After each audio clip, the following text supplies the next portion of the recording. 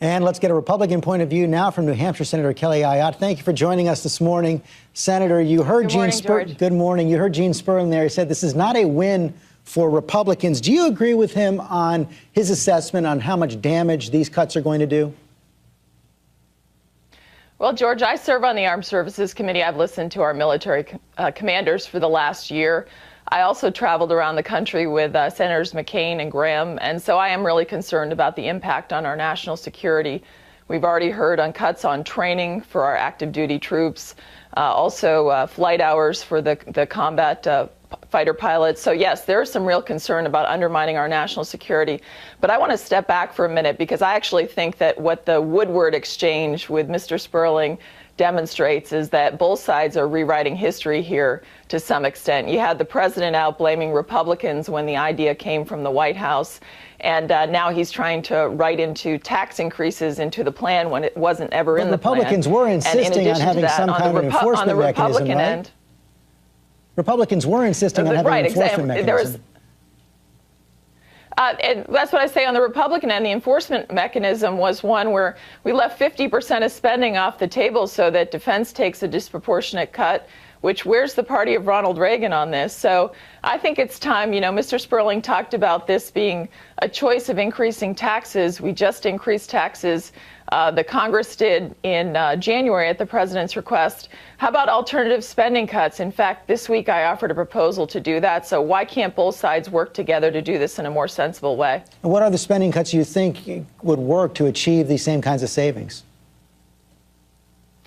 I think there are many. First of all, the House obviously had a proposal they did last year, but there are a whole host of reforms. We left 50% of spending on the table, so I had some ideas on you can continue a pay freeze for federal employees. You can reform federal retirement and Congress's retirement. You can do things to reform some of the problems that we've had with food stamps that, in fact, are similar to what we passed in the Senate Farm Bill, so not a new idea.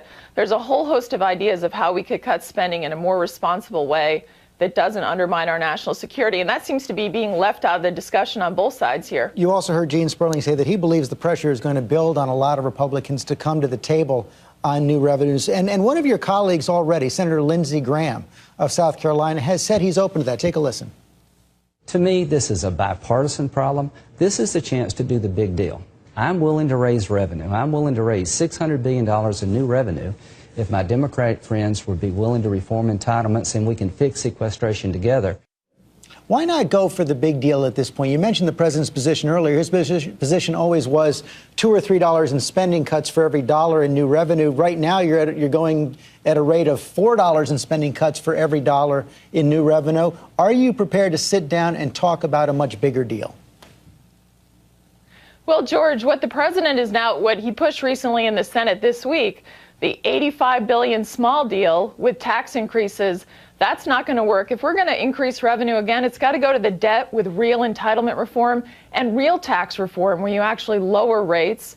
And I think that none of that's been in this discussion. So absolutely, I think we need to do a big agreement for the country because we haven't dealt with the fundamental drivers of our debt, the entitlement programs, and the tax reform has to be done uniformly and lower rates. But are you willing then, let me just be clear here, you're willing if tax reform goes forward and if the president is willing to talk about entitlement reform in Medicare and Medicaid, other entitlement programs, you're saying you're willing to have an agreement that actually raises revenue?